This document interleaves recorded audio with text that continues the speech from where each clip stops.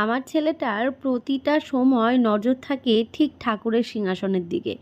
কখন একটু সুযোগ পাবে, ব্যাস এই সিংহাসনের থেকে সমস্ত ঠাকুর এক এক করে নামাবে, তার সাথে এই থালা বাসন। আজকে একটু চোখের আড়াল হতে না হতেই ব্যাস ঠাকুর ঘরে এসে লণ্ডভণ্ড করতেই শুরু করে দিয়েছে।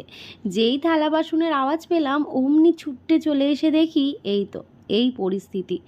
Hello everyone, good morning. কেমন আছো তোমরা সবাই? আমি রিয়াঙ্কা নতুন একটা ব্লগে তোমাদের সবাইকে অনেক স্বাগত, অনেক ভালোবাসা জানিয়ে নতুন একটা ব্লগ শুরু করছি। কেমন আছো বলো তো তোমরা সবাই? আর কারা কারা উপোস করছো এটাও কিন্তু কমেন্ট করে জানিও। আমার কিন্তু প্রথম উপোস হবে এবার নীলষষ্ঠী। সবাইকে দেখতাম, মাকে দেখতাম, দিদিকে দেখতাম যে সবাই নীল পুজো করে। আমি তো কখনো করিনি, তবে এবার আমি প্রথম করব। আজকে হচ্ছে ওই যে কি বলে না, উপোসের আগের দিন নিরামিষ খেতে হয়, তবে আমাদের তারও আগের দিন থেকে নিরামিষ চলছে, শনিবার থেকে। আজকে হচ্ছে রবিবার, আজকে হচ্ছে সংযম।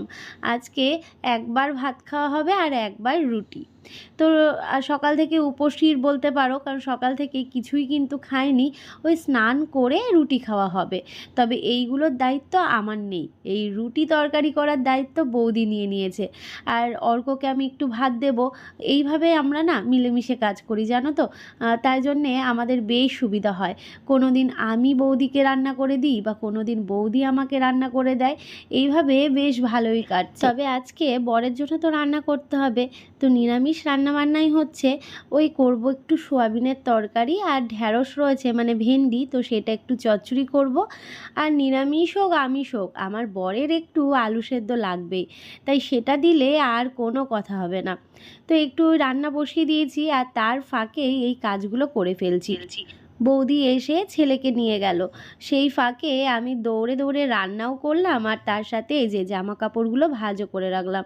প্রতিদিন এক গামলা করে জামা কাপড় আমায় কাচতে হয়। এর মধ্যে বেশিরভাগই ছেলের আর আমারই থাকে। তার কারণ প্রতিদিন ছেলের জামা কাপড় সকাল বিকেল দুপুর রাত আমাকে চেঞ্জ করতে হয়। আর তার সাথে আমার নাইটিতে যদি বমি করে ফেললো বা টয়লেট করলো, তো সেইগুলোও আমায় চেঞ্জ করতে হয়। তো সেই জন্যে আর কি আমাদের দুজনার জামা কাপড়ই কিন্তু বেশিই পড়ে। তো যথারীতি ওইদিকে জামা কাপড়গুলো গুছিয়ে চলে আসলাম বারান্দাতে। এই যে বারান্দায় দেখতে পাচ্ছ একদম ছেলের সরঞ্জাম ছিল খেলনার, তো সেইগুলোকেও এখন গুছিয়ে রাখছি। দিনে যে কতবার এইগুলোকে গুছিয়ে রাখতে হয় কি বলবো। আরও একটা কথা, ব্যাকগ্রাউন্ডে একটু সাউন্ড পাবে, তো একটু ইগনোর করো, কারণ আমি রাত্রি 12টা বাজে এখন আমি ভয়েস ওভার দিচ্ছি। আর বুঝতেই পারছো যে রাত্রিবেলায় যদি আমি কাজটা এগিয়ে রাখি, আমার সারাটা দিন একটু কাজ কম লাগে, একটু হালকা লাগে নিজেকে। ছেলেকেও আমি একটু সময় দিতে পারি বা ভিডিও বানাতে পারি। আর ওর বাবা যেহেতু সারাদিন ক্লান্তির পর রাত্রিবেলায় শোয়, এবার তাড়াতাড়ি ঘুম চলে আসে, বুঝতেই পারো একটা ক্লান্তির ছাপ থাকে শরীরে। যাকগে সেইগুলো ইগনোর করে আবার ব্লগটাকে কন্টিনিউ করা যাক। তো এদিকে দেখো তো নিরামিষ করে সোয়াবিনের তরকারিটা করেছি, কেমন লাগছে বলো তো। আমার বর তো ভীষণ খুশি হয়েছে, আর ভীষণ ভালোও হয়েছিল দেখতে।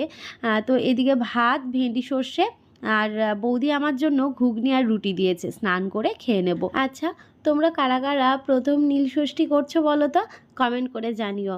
আর আজকে কারা সংযম করছো? অনেকে সংযম করে, আবার অনেকেও করে না। তো যাকগে আমি প্রথমবার করছি, আমার কিছুই জানা নেই, সমস্ত কিছুই অজানা। আমি সবার কাছ থেকে শুনে নিয়ে তারপর করছি। বৌদি যেমন বললো তেমনভাবেই করছি আর কি। তো এদিকে ছাদে চলে আসলাম, স্নান করা হয়ে গেছে, শ্যাম্পু করলাম আজকে, যেহেতু সংযম করছি, কালকে উপোস করব, তো আজকে শ্যাম্পু করে নিলাম। আর এইদিকে দেখো ছাদে এত ফুল ফুটেছে কি বলবো। তোমরা অনেকে জিজ্ঞেস করো যে ছাদে গাছগুলোতে তুমি কি কি দাও, এত ফুল ফোটে কি করে। সত্যি বলতে জবা ফুলটা না এত ফোটে, এত ফোটে, কিছু বলার নেই। গত বছরও যেমন ফুল দিয়েছে আমায় গাছগুলো, এই বছরও ঠিক তাই। তবে হ্যাঁ, এর পুরো ক্রেডিটটা হচ্ছে আমার বরের।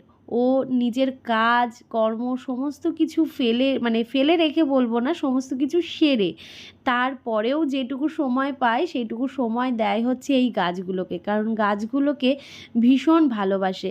আর জানোই তো, ভালোবেসে কিছু করলে না সমস্ত কিছুই ভালো হয়। দেখো চারিদিকে ছড়িয়ে ছিটিয়ে রয়েছে গাছগুলো, তবে একদিকে রাখতে হবে। তো এইদিকে অপরাজিতা গাছটাতে মানে ফুল কটা দিন ধরেই দেখছি ফুটছে না, কেন জানি না এরকম হচ্ছে। আর এদিকে দেখো কাচা ধোয়া করে জামা কাপড়গুলো মেলে দিয়েছি, আর এত রোদের তাপ ছাদে আর থাকা যাচ্ছে না। এবার যাব হচ্ছে নিচে পুজো দেব। ওর বাবা অবশ্য এখনও রয়েছে, আমি বললাম দাঁড়াও আমি একটু পুজো দিয়ে নিই, তারপর তুমি ছেলেকে আমার কাছে দিয়ে তারপর তুমি কাজে যেও। সত্যি বলতে একটু চাপের হয়ে যায়, ওরও একটু সমস্যা হয়ে যায়, কাজে যেতে দেরি হয়ে যায়, আমারও হয়, কিন্তু কিছু করার নেই। দুজন মিলে যদি এইভাবে আমরা সংসারটাকে গুছিয়ে না নিই তাহলে কি করে হবে, কি ঠিক বললাম তো?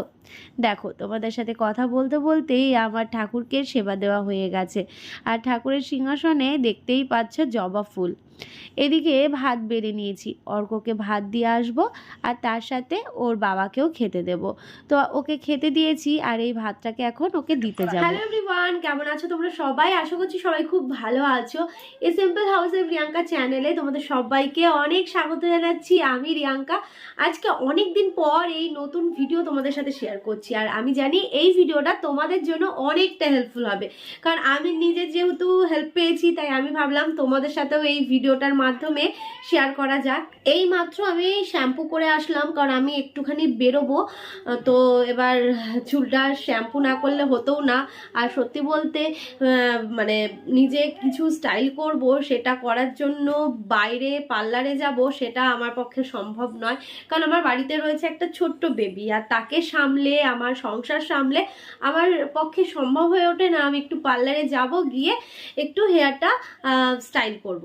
তো আমি যদি তোমাদের সাথে এমন একটা প্রোডাক্ট শেয়ার করি যেটার মাধ্যমে তোমরা বাড়িতে বসেই তোমাদের সুন্দর চুলটাকে সুন্দরভাবে স্টাইল করতে পারবে, কি জানতে ইচ্ছে করছে তো? কারণ আমাদের মতো হাউসওয়াইফ অনেকেই আছে যারা এখনো পর্যন্ত ওই পার্লারে শুধুমাত্র শেডিং এর জন্যই যায়, তাও যায় কিনা সন্দেহ। যেমন আমি 9 মাসে 6 মাসে একবার যাই, তো সেই জায়গায় দাঁড়িয়ে চুলের জন্য সময় বের করা হয়ে ওঠে না। তো বাড়িতে যদি চট জলদি আমরা একটা প্রোডাক্টের মাধ্যমে চুলটাকে সুন্দর করে স্টাইল করতে পারি, কি দেখতে ইচ্ছে করছে তো? তো এদিকে আমি রেডি হয়ে নিয়েছি, আর আমার হাতে দেখতেই পাচ্ছ রয়েছে আগারোর ভলিউমজার হেয়ার ড্রায়ার।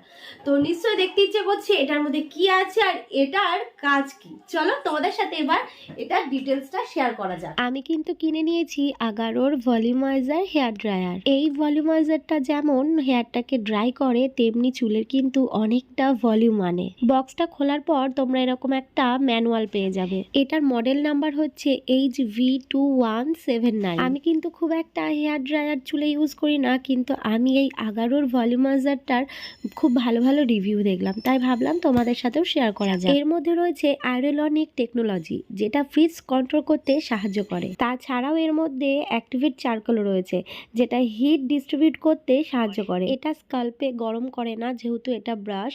এটি অ্যান্টি স্ক্ল্যাডিং টিপের জন্য এটাতে হাত দিলেও গরম লাগে না। 3টে হিট রয়েছে, লো, মিডিয়াম অ্যান্ড হাই টেম্পারেচার। তাছাড়াও সেটিং রয়েছে বিভিন্ন হেয়ার স্টাইল করার জন্য, আর কটটা কিন্তু অনেকটাই বড়। আর এর টর্মালাইন আছে সেরামাইজ কোটিং করা। আমার কিন্তু আগারোর এই ভলিউমাইজারটা দারুণ লেগেছে, তো তোমরাও যদি পারচেস করতে চাও ডেসক্রিপশনে লিংক আছে। চলো টাটা। আজকেও নতুন গেঞ্জি, বাবাকে দেখেছে, এখন বাবার কোলে যাবে। আরে কাজে যাবো, আমার অনেক দেরি হয়ে গেছে। বাবা কাজে যাবে তো। ও মা, কি জ্বালাতন, বাবা ভক্ত হনুমান। হনুমান হবে কেন? ও বাবা, তো এটা বাবা, এটা বাবা। এ চমকানি চলে যাওয়ার সময়। আসো বাবা, বাবা রেডি হয়নি? আচ্ছা ধরবা, তাহলে আমরা খাবারটা গুছিয়ে নেবো। বাবুকে খাওয়াবো। আরে খাওয়ানো না তো, ছেলের সাথে যুদ্ধ করা। এই যে খেলো, এখন এই যে ঢেকও তুলে নিল। অন্যান্য দিন অনেক দেরি করে ঢেক তুলতে, আজকে তাও ঢেক তুলে দিয়েছে। এবার ঘুম দেবে, যে কাঁধে মাথা দিয়ে দিয়েছে, এবার ওকে ঘুম পাড়িয়ে ওর পাশে একটু শুতে পারবো। আমার চুল ধরে কেন টানছো? চুল ধরে কেন টানছো তুমি আমার? চলো চলো চলো চলো, দরজা দিয়ে দিই। বাবা দরজাটা খোলা তো, কি যে তাপ আসছে কি বলবো, বিশাল তাপ লাগছে, হাওয়াটা পুরো লু বয়ার মতন হাওয়া লাগছে। চলো পরে আসছি, ঠিক আছে, পরে আসছি। টুকি টুকি টুকি টুকি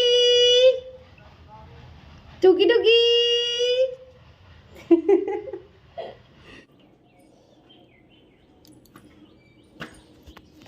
বাবা ঘুমাচ্ছ না? ঘুমিয়েছে 1 ঘন্টা।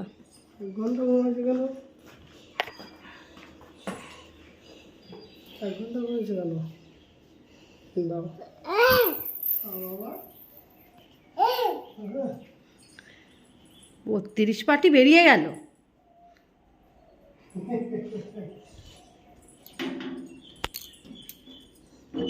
মন্দিরার সাথে হয়েছে আমার খুব খারাপ রকমভাবে ঝামেলা, যেটা আজ পর্যন্ত আমি অন ক্যামেরাতে আনতেই পারলাম না। একদমই তাই, আমি ওর বাড়িতে যাই না, তাই ও আমার বাড়িতে আসে না, এটাই কিন্তু সত্যি। তাই ওর সাথে কথা বলাও বন্ধ রয়েছে, তার সাথে মুখ দেখা দেখিও বন্ধ। কি এটাই ভাবছো? আচ্ছা, এবার তোমাদের বলি। দেখলাম কিছুদিন আগেও এই কমেন্টটা আমি পেয়েছিলাম, ইভেন গতকালকের ব্লগেও এই একই কমেন্ট। সত্যি বলতে জানি তোমরা আমাদেরকে একসাথে দেখতে অনেকেই পছন্দ করো, তাই অনেক দিন ধরে দেখতে পাচ্ছ না বলে এই প্রশ্নটা হওয়া স্বাভাবিক, কিন্তু একদমই না। ওর সাথে আমার কিছুই হয়নি। ইভেন আমাদের সাথে ফোনে যেমন যোগাযোগ থাকে, যেমন কথা হয়, তেমনি কিন্তু হয়, শুধুমাত্র দুজনের কাজের ব্যস্ততার কারণেই আমরা সামনাসামনি হতে পারছি না, এটাই আসল কারণ। এটা হচ্ছে পরের দিন, মানে সোমবার। তো আজকে তো আমি উপোস করেছি, সকালবেলা কাজকর্ম সেরে রান্নাবান্নাও করে নিয়েছি। বরের জন্য তো রান্না করতে হবে। আজকে রান্না হয়েছে ওই বড়ার ঝোল করেছি, মটর ডাল দিয়ে বেটে বড়ার আলু দিয়ে ঝোল করেছি, সাথে করেছি উচ্ছে আলু ভাজা। তোমাদের সাথে না সেইগুলো আর শেয়ার করতে পারিনি।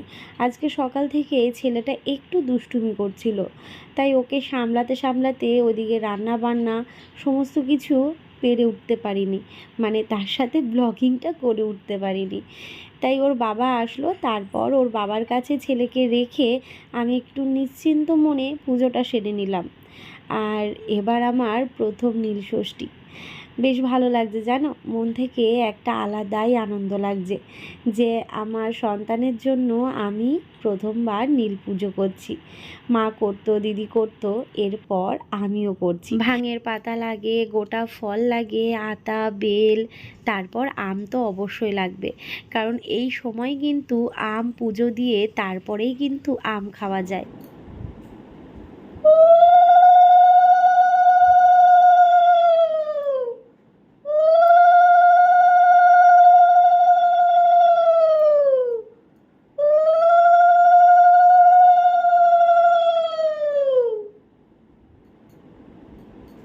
তবে আমাকে বলে দেওয়ার মতন তেমন তো কেউ নেই, তাই বৌদি, দিদি এদের কাছ থেকেই জেনে শুনে তারপরেই কিন্তু আমি সমস্ত পুজো আচ্ছা নিয়ম কানুন করি আর কি, বা করার চেষ্টা করি। তবে খুব ইচ্ছে ছিল ছেলেকে কোলে বসিয়ে তারপর আমি পুজোটা করব, কিন্তু ছেলে আমার আজকে এত দুষ্টুমি করছিল, কিছুতেই স্থির থাকছিল না জানো তো। তো তার জন্যেই ওর বাবার কাছে রেখে দিয়ে তারপর আমি পুজোটা সেরে ফেলছি। তো বাচ্চা মানুষ তো এক এক দিন এক এক রকম হয়, এক এক দিন সুন্দরভাবে সমস্ত কিছু করে ফেলে, খাওয়া, স্নান, ঘুমোনো।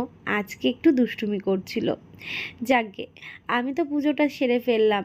তোমরা কারা কিভাবে পুজো করলে অবশ্যই কিন্তু কমেন্ট করতে ভুলো না।